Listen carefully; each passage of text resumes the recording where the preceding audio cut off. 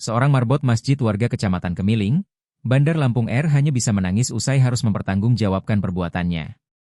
R tertangkap mencuri pada Sabtu, 3 April 2025, sekitar pukul 2 WIB, di Jalan Terusan Cik di Tiro, Kemiling, Bandar Lampung.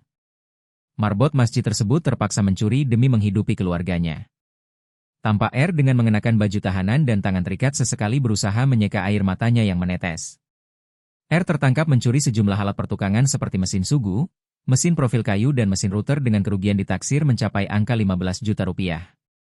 Sementara itu, Kapolsek Kemiling Ibtu Ratih Ayu Miarati Hardiagarini menyampaikan bahwa kasus ini terungkap setelah petugas menelusuri unggahan pelaku di media sosial.